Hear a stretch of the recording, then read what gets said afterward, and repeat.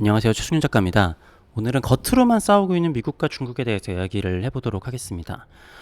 이거는 의심이었다가 이제 거의 확신으로 바뀌고 있는데요. 제가 미국의 인플레이션 얘기를 하면서 미국의 인플레이션의 키를 쥐고 있는 거는 중국이라고 여러 번 말씀을 드렸어요. 중국과의 교역, 뭐 이런 것들이 다시 원활해지고, 어, 지금까지 미국 증시가 작년에 엄청나게 빠지고 사람들이 가장 무서워했던 게 뭐냐면요. 바로 중국의 경기가 살아나는 거였거든요. 코로나로 바닥을 찍었던 중국의 수요가 살아나면은 인플레이션이 엄청나게 가속이 될 것이라고 이거를 가장 사람들이 우려를 하는 거였어요. 그러니까 중국 사람들이 코로나 동안 소비를 못했는데 그동안 저축해놨었던 돈들을 갑자기 쓰게 되면은 물건들이 더 부족하게 되고 뭐 기름이라든가 여러 가지들이 더 부족하게 되니까 인플레이션이 더 심화가 될 거 아니에요. 근데 작년부터 많은 사람들이 중국의 수요가 살아날 것이라고 생각했고 뭐 중국이 막 이렇게 부양책도 쓰는 것 같은데 수요는 지금까지도 살아나지 않고 있습니다. 물론 여러 가지 이유들이 있어요. 여러 가지 이유들이 있는데 제가 봤었을 때는 아주 큰 그림으로 보면은 중국과 미국은 서로 원하는 것들을 해주고 있어요. 자, 실제로는 자기네들이 교역 전쟁을 하고 있다라고 하지만 미중 간의 교역 규모는 계속 늘어나고 있습니다. 2019년에서 20년에 잠깐 줄어드는 듯 하다가 2021년, 22년 보면은 역대 최고치를 계속 경신을 하고 있단 말이에요. 싸우는 척만 하는 거죠. 거기다가 미국이 요즘에 가장 작년부터 관건으로 삼고 있는 거는 인플레이션을 잡는 거였는데 여기서 자력으로 잡고 금리를 올리고 잡고 막 이런 것들도 있긴 하지만 제일 중요한 거는 중국이었거든요. 근데 중국이 수요가 살아나지 않으면서 결국에는 미국이 인플레이션을 잡았다라고 볼 수 있을 겁니다. 중국이 미국을 엿먹이게 하려면은 자기네들의 수요를 다시 키워가지고 인플레이션을 터트릴 수 있었거든요. 물론 자기네들한테도 좀 위험하기는 하겠지만 어쨌든 미국이 가장 원하는 거를 중국이 해줬어요. 게다가 보시면은 요거가 이제 오늘자 뉴스인데요. 시진핑 국가주석이 베이징에서 빌 게이츠와 만날 것이다. 이런 기사가 났습니다. 제가 이것도 일론 머스크 얘기부터 했지만 미국의 CEO들이 중국에 가가지고 계속 정치인들을 만나고 있어요. 정치인들은 정치인들끼리 만나야죠. 근데 미국에서는 반중 감정을 이용을 해가지고 자기네들 정치에 이용을 해야 되기 때문에 뭐 정치인들이 가지는 않고 있습니다. 근데 이거는 거의 정치인들을 대신한 민간 외교를 하고 있는 거예요. 자, 민간 CEO들이 중국 정치인들을 만난다. 이거는 무조건 이득이 되는 게 있기 때문입니다. 네. 이득이 되는 게 없으면은 절대로 가서 만날 이유가 없겠죠.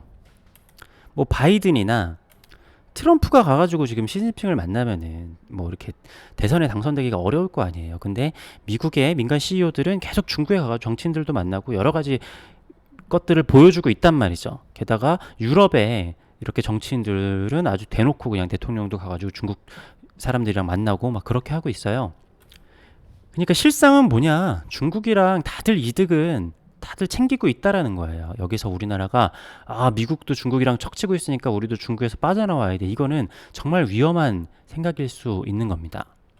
자, 그래서 올해 초까지 중국의 수요가 살아날 것을 사람들이 굉장히 걱정을 했었는데 실제로 미국의 인플레이션이 지금 잡히고 있죠. 수치적으로도 계속 내려가고 금리 인상도 끝났습니다.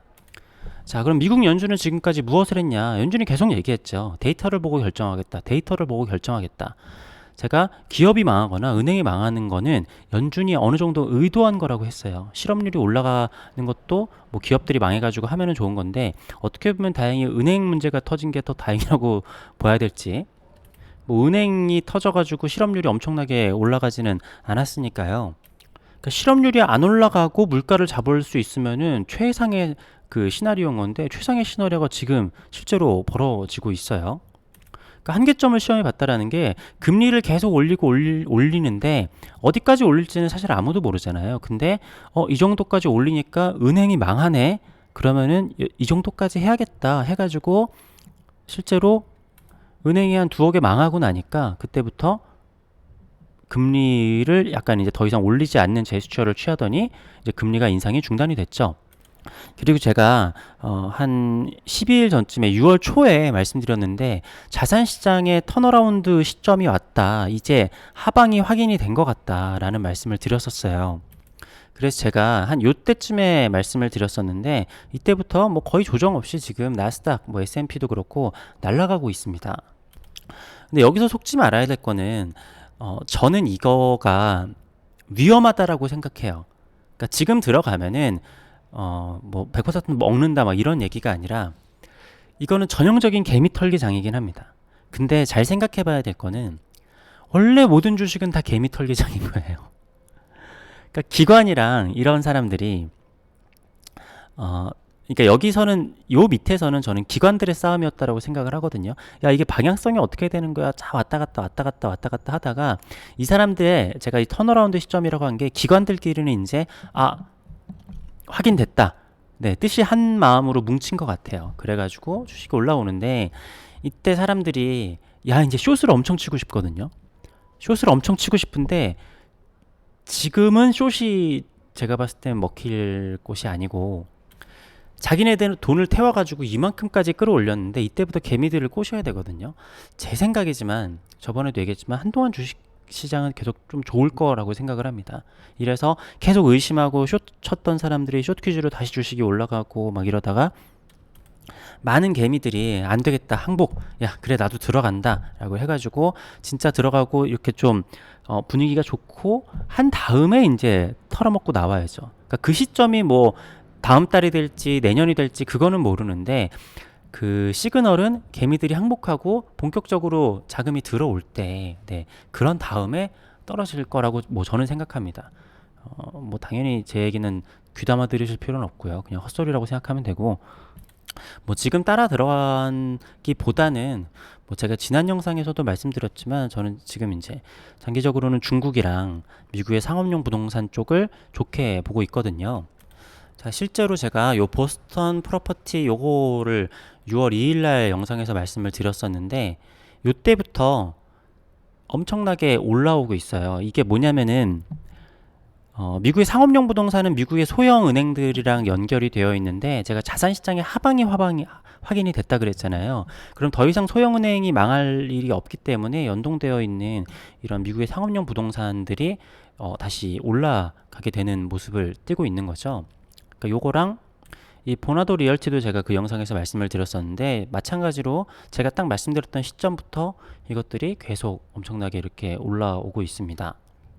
저는 개인적으로 미술 작가님들한테는 뭐 배당도 잘 나오는 거니까 괜찮은 선택이라고 생각을 하는데 어쨌든 저는 세상의 심리를 연구하고 하기 때문에 이런 것들을 하고 있는 거잖아요. 이 사람들이 거대 자본들이 뉴스를 어떻게 내고 하면서 사람들의 심리를 어떻게 조정을 하고 어떻게 일반인들의 돈을 털어먹는가. 그러니까 싸우는 것처럼 미국과 중국에 해가지고 뭔가 이렇게 공포심을 조장하면서 그런 것 때문에 어떻게 사람들의 돈을 뽑아 먹는가. 뉴스에서 나쁘다 나쁘다 하면은 조금 있다가 그때가 이제 진짜 들어갈 타이밍이고 좋다 좋다 하면은 그때가 이제 빠질 타이밍일 것인데 이렇게 뭐 매일매일 보면 오히려 헷갈려요. 그러니까 큰 뉴스들 있잖아요. 뭐 KBS나 MBC 이런 데에서 나오는 큼직큼직한 뉴스들은 느릿느릿하거든요. 그런 것들은 예를 들어서 진짜로 막 중국 예를 들어 중국 시장이 정말 안 좋다. 주식 시장이 폭락을 했다. 완전히 폭락한 다음에 뉴스를 해야 돼요. 왜냐 증거가 있으니까. 폭락할 것 같은데요 하면서 뉴스를 내면은 그 다음에 폭락 안 하면 어떡할 거예요. 책임질 수가 없잖아요. 뉴스는 책임지는 거를 보도해야 되기 때문에 폭락을 한 다음에 많이 폭락한 다음에 뉴스를 낸단 말이에요. 그러면 그때가 사실 바닥일 가능성들이 있죠. 아니면 엄청 올라온 다음에 그럼 뉴스에서 증거가 있으니까 주식시장이 엄청 올랐습니다. 그럼 그때가 고점일 가능성들이 크죠. 또 거기도 댓글들을 보면은 사람들이 그거에 동조를 하고 있는지 아니면은 반대를 하고 있는 건지 이런 것들을 보면서 보고 있는데 상당히 그래도 잘 들어맞고 있는 것 같아가지고 참 재밌습니다. 네, 그래서 이 겉으로만 싸우고 있는 미국, 중국의 사이는 진짜 이게 휘둘리면 안 된다, 라고 생각을 하고 있습니다. 감사합니다.